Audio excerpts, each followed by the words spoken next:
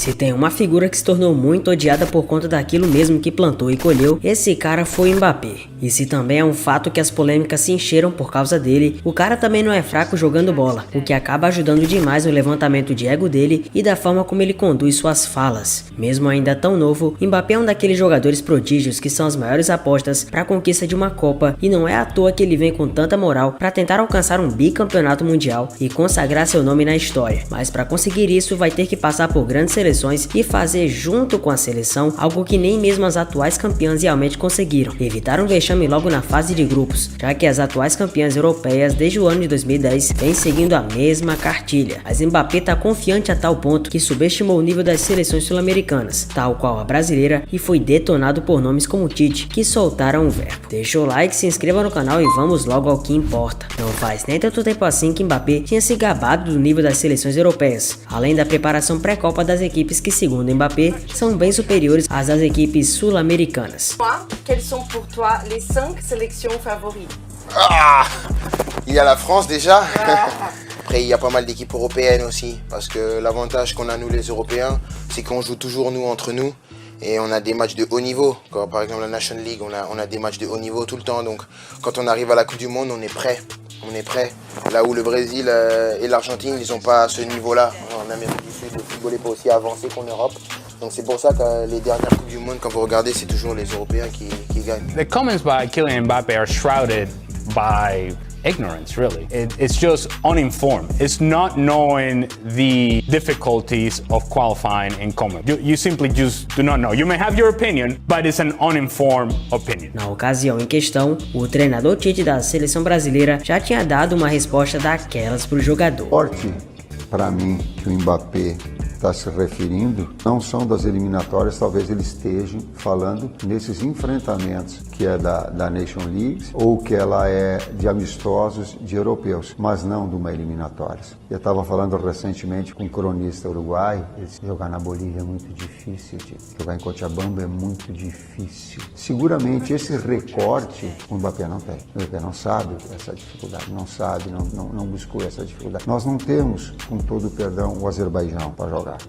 Nós não temos para te dar uma reflexão, todos jogos com grau de dificuldade muito alto nas eliminatórias. E em uma entrevista recente ele continuou: só nós que trabalhamos dia após dia aqui sabemos do alto nível, sabemos do nível que ditamos os treinamentos, a intensidade que é enfrentarmos as partidas em diferentes lugares e da diferença de geografia de um país para o outro. Enfrentar as eliminatórias daqui nos enche de preparação e orgulho, e ninguém vai ditar o que foi mais ou menos preparado. Vamos prontos e acreditamos bastante no título. E vamos combinar que no fim das contas, uma autoafirmação sempre vem acompanhada de uma boa dose de medo. Didier Deschamps, técnico da França, aproveitou a oportunidade que encontrou em ver uma partida do Brasil logo no estádio do Parque dos Príncipes, e pela reação que foi captada até então, não foi lá das mais agradáveis para o treinador, que percebeu o nível absurdo de entrosamento dentre os comandados da seleção e sabe da dificuldade que terá que passar para enfrentar o Brasil em determinado momento na Copa. Isso, claro, se ambas as seleções progredirem no andamento da competição e realmente conseguirem se enfrentar. Os grandes jornais franceses e até mesmo os argentinos também estão na mesma toada de preocupação que Deschamps, e também estão aflitos com o avanço de atuação e desempenho do Brasil. Em especial, o jornal Olé, da Argentina, também reconheceu o nível técnico brasileiro, apontando que os brazucas são muito capacitados e as principais ameaças para tirar a possível terceira Copa da mão dos argentinos, que estão confiantes após essa boa fase da seleção dos hermanos. E para quem acha que o caminho da seleção será fácil logo de início, as coisas não são tão boas assim. Há quem diga que na fase de grupos, o caminho chega a ser mais difícil até do que se o Brasil enfrentar equipes de força técnica maior, já que esses caras, mesmo subestimados, vão fazer o possível para estragar o nosso sonho, dando o melhor de si dentro de campo. A seleção que mais chama a atenção no nosso grupo é certamente a Sérvia do promissor centroavante Dusan Vlahovic, que vem voando na Juventus, mesmo com uma mídia não tão alta assim em cima dele. Vlahovic tem uma boa média de gols, jogando ao lado de sérvios que estão dando trabalho para seleções como Portugal de Cristiano Ronaldo, já que colocaram os portugueses para a repescagem da Copa, que a equipe de Portugal teve que suar suar para passar. Ao lado de um grupo composto além da gente pela Suíça e por Camarões, os sérvios estão aí para provar que todo cuidado é pouco. Mais que isso, outras seleções de repente podem aprontar e cortar nosso barato. A Inglaterra, por exemplo, mesmo rebaixada da Nations, tem um bom time que chegou à final da Eurocopa e de repente pode aprontar. A seleção portuguesa do João Félix, que também chegou recentemente a cutucar a seleção brasileira, também tem grandes nomes e dará tudo de si na provável última Copa do Mundo de Cristiano Ronaldo. Temos também a própria França que, como já citado, vem no declínio técnico, mas jamais pode ser subestimada. Além de, claro, temos a seleção argentina de Messi a todo vapor e já tendo nos dado uma baita dor de cabeça no passado, quando venceu a Copa América dentro dos nossos próprios mandos. Eu sei.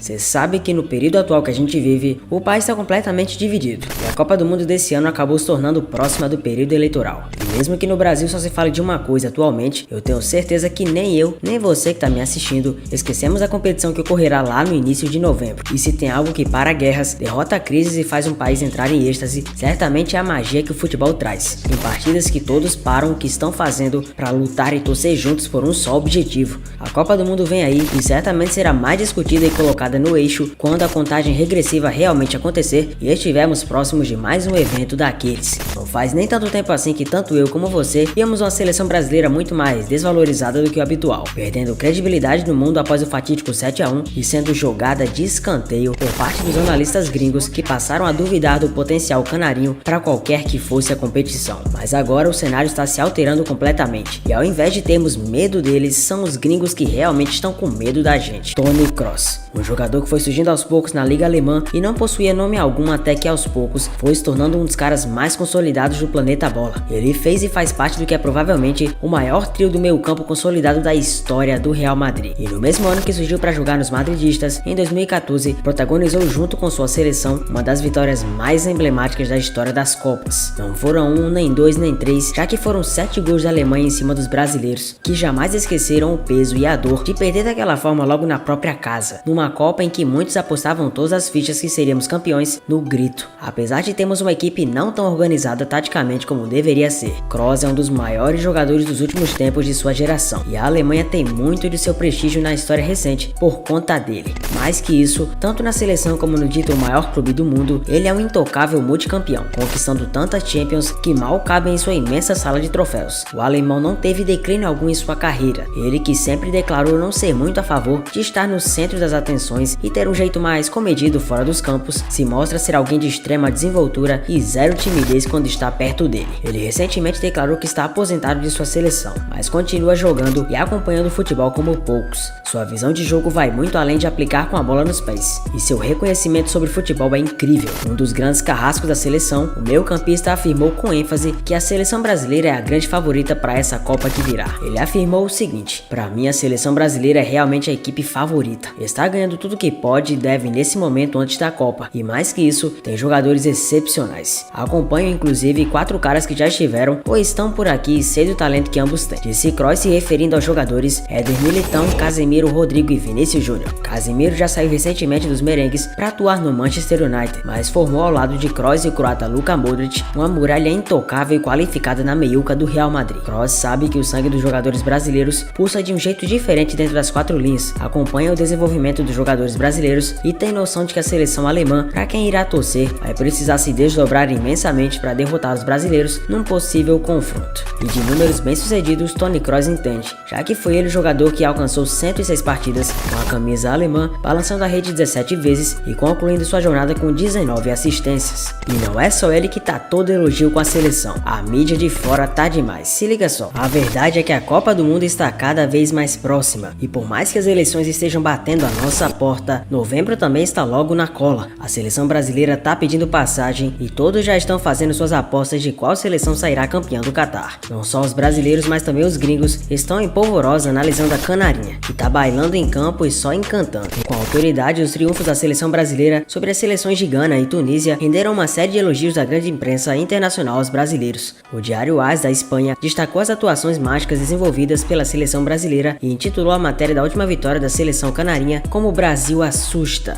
Ao decorrer da matéria, destacou que a equipe trucidou um grande adversário direto para a Copa do Mundo sem maiores dificuldades com atuação brilhante em todos os sentidos. Já na Espanha, o portal Sport fez questão de exaltar a qualidade técnica dos brasileiros, em especial do Rafinha, estrela do Barcelona que vem provando ser justa a sua ascensão no futebol mundial. Na matéria, o Sport indicou: Rafinha se exibe e o Brasil baila em Paris. É melhor não provocar essa seleção. A Tunísia, mesmo empurrada por milhares de torcedores que estavam no Parque dos Príncipes, transformou a simples partida pré-copa em uma verdadeira batalha. A seleção brasileira se sentiu provocada pelos tunisianos e, quando finalmente arrochou o pé, fez 5-1 sem maiores dificuldades, o que prova a supremacia dos jogadores brasileiros em detrimento dos demais. E sobre Rafinha, a joia do Barça provou mais uma vez seu talento fora de série, completou o jornal. Já o portal francês L'Equipe afirmou que a Tunísia foi arrasada na partida na capital Paris. Emocionada e tecnicamente sobrecarregada, a Tunísia foi simplesmente humilhada logo na primeira etapa de jogo, com o gol de empate servindo como uma simples anedota, logo destruída pelos gols consecutivos dos brasileiros. E em qualquer jogo da seleção, os jogadores dançam. Já o catalão Mundo Deportivo categorizou: